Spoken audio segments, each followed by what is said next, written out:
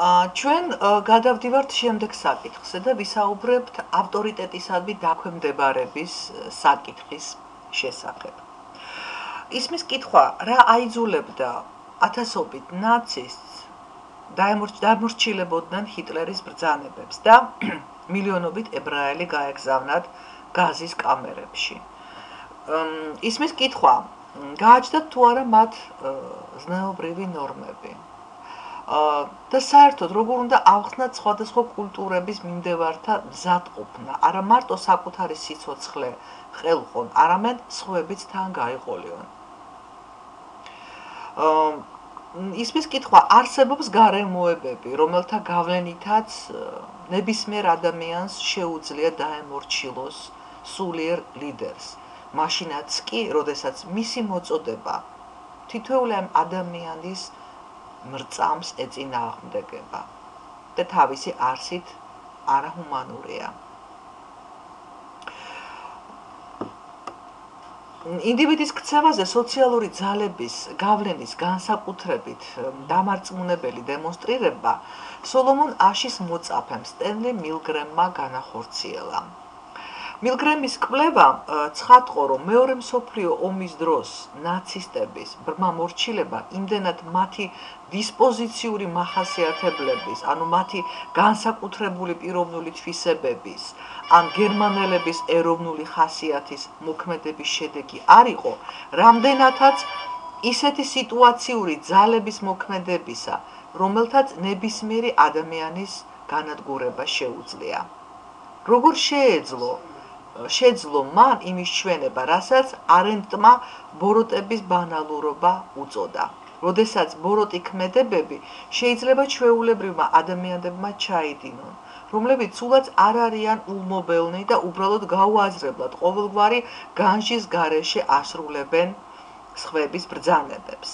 მორჩილების კვლევის მილგრამისეული პროგრამა ერთ-ერთი ყველაზე საკამათო პროგრამა, ვინაიდან მასში წამოჭრილი საკითხები არსებითად უკავშირდება ყოველდღიური ცხოვრების რეალობასა და ეთიკურ პრობლემებს.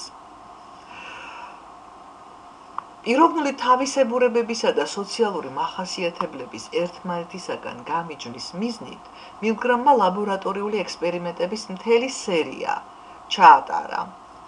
ავტორიტეტისადმი დამორჩილების 19 ლაბორატორიული ექსპერიმენტი ჩაატარა, რომელშიც 1000-ზე მეტი ცდისპირი მონაწილეობდა. მილგრამის პირველი ექსპერიმენტი იელის უნივერსიტეტში ტარდებოდა ნიუ-ჰუევენსა და მის გარეუბნებში მცხოვრებ მამაკაცებზე, რომელთაც ექსპერიმენტში მონაწილეობისთვის ანაზღაურება ეძლეოდათ. მოგვიანებით მან დამორჩილების კვლევის ლაბორატორია უნივერსიტეტიდან ბრიჯპორტში, კონექტიკუტის შტატში გადაიტანა, სადაც საგაზეთო განცხადებების საშუალებით აგროვებდა ექსპერიმენტში მონაწილეების მსურველებს, მოსახლეობის ყველა ფენის, ორივე სქესის, ასაკის საქმიანობითა და განათლების დონით განსხვავებულ ადამიანებს. მილგრემის ძირითადი ექსპერიმენტული პარადიგმა ის იყო, რომ ცდისპირები ჩართულნი იყვნენ ისეთ საქმიანობაში, რომელიც როგორც ამაში თვით ცდისპირები იყვნენ დარწმუნებულები, სხვა ადამიანზე სხვადასხვა დიაპაზონის ელექტროშოკით ზემოქმედებას ითვალისწინებდა. ჩვენ ვცლად გქონდა საუბარი ადრე მილგრემის ექსპერიმენტზე. ჩვენ გავაშუქეთ მილგრემის ექსპერიმენტი კონფორმულობასთან მიმართებით. განვიხილეთ მილგრემის ექსპერიმენტი მაშინ, როდესაც ვსაუბრობდით კონფორმულობაზე, კონფორმიზმზე და ეხლა კვლავ დავუბრუნდით მილგრემის ექსპერიმენტს სხვა კონტექსტში, სხვა თემატურ კონტექსტში. ჩვენ მას განვიხილავთ ავტორიტეტისადმი დაქვემდებარების საკითხთან მიმართებაში. ექსპერიმენტი ისე იყო დაგეგმილი, რომ ცდისპირი იძულებული იყო დაეჯერებინა, რომ იგი ასრულებდა რა ბრძანებას, ტკივილს აყენებდა, სტანჯავდა და შეეძლო მოეკლა კიდეც სრულიად უდანაშაულო ადამიანი. ჩვენ გვახსოვს ეს ექსპერიმენტი, სადაც გამოყენებული იყო ფსევდოელექტროშოკის მეთოდი და გამოყენებული იყო ეგრეთ წოდებული აგრესიის მანქანა. მე მინდა მოვიყვანო რამდენიმე ამუნარიდი ამ ექსპერიმენტის მსვლელობიდან ექსპერიმენტის ანგარიშებიდან უფრო სწორედ რომ დავა კონკრეტოთ მაგალითად ეს საუბარი რომელიც იწერებოდა ექსპერიმენტის დროს 180 ვოლტიანი შოკის შემდეგ აი ესეთი საუბარი ასე ვთქვათ გაიბა ამდენს ვერ გაუძლებს მე არ ვაპირებ ამ კაცის მოკვლას გესმით ამობს დისპირი ის ყვირის ის ვერ გაუძლებს ამას რამე რომ დაემართოს ამ კაც რაიმე რომ დაემართოს ვინ აგებს პასუხს ექსპერიმენტატორი თან ხდება და ამბობს მაშ კარგი და წყვეტს შესაბამისად ექსპერიმენტს 199 ვოლტიანი შოკის შემდეგ ხომ გესმით როგორ ყვირის მაგარია რა არ ვიცი ექსპერიმენტატორი ეუბნება რომ აუცილებელია გაგრძელება დიახ მე ვიცი სერ მაგრამ ვფიქრობ ეგ აზრზე არ არის რაში გაება უკვე 195 ვოლტია დამოკიდებულება აქ ცალსახაა და გასაგები საინტერესოა რომ ექსპერიმენტის დაწყებამდე მილგრამმა 40 ფსიქიატრს მიმართა თხოვნით, რათა ესინასწარმეტყველად ცდისპირთა ქცევა ექსპერიმენტის განმავლობაში. მათ ექსპერიმენტის აღწერაზე დაყრდნობით იწინასწარმეტყველეს, რომ ცდისპირების უმრავლესობა არ აცდებოდა 150 ვოლტს. 4%-ზე ნაკლები მორჩილებას გამოხატავდა 300 ვოლტამდე და მხოლოდ 0.1% გააგრძელებდა ზემოქმედებას 450 ვოლტამდე. პროგნოზირებისას ფსიქიატრები ეყრდნობოდნენ მოსაზრებას, რომ სრულ მორჩილებას გამოავლენდნენ და მაქსიმალურ ელექტროშოკს გამოიყენებდნენ მხოლოდ გარკვეული მახასიათებლებით არანორმალური სადისტი ადამიანები, რომლებსაც სიამოვნებთ სხვებისთვის ტკივილის მინიჭება. ფსიქიატრები ასეთ შეფასებებს აფუძნებდნენ შეხედულებაზე, რომ ასეთი არანორმალური ქცევების განმახორციელებელ ადამიანებს გააჩნიათ განსაკუთრებული დისპოზიციური მახასიათებლები, თუმცა მათ მხედველობიდან გამორჩათ სიტუაციის ის განსაკუთრებული ძალა, რომელსაც ცდისპირთა უმრავლესობის აზროვნებასა და ქცევებზე გავლენის მოხდენა შეეძლო. ვინაიდან ისინი ამოგლეჯილნი იყვნენ, ამოვარდნილნი იყვნენ მათთვის ჩვეული სიტუაციიდან.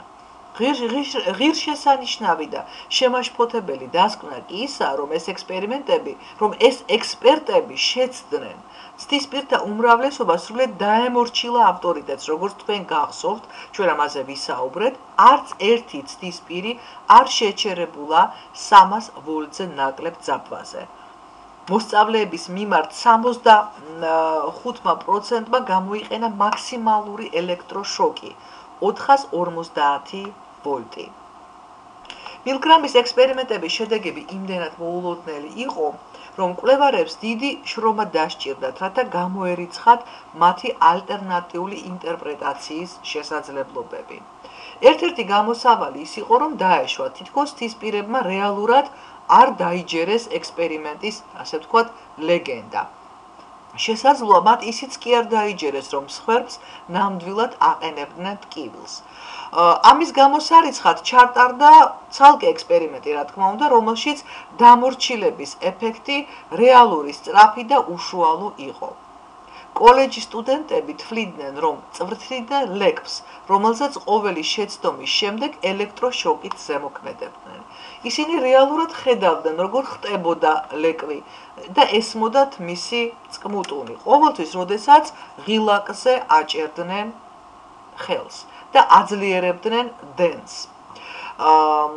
დენს იმ, ასე ვთქვათ, სადგომზე, რომელზედაც ლეკვი იყო მოთავსებული. რამდენი ადამიანი ისურვებდა ლეკვზე ელექტროშოკით ზემოქმედებას.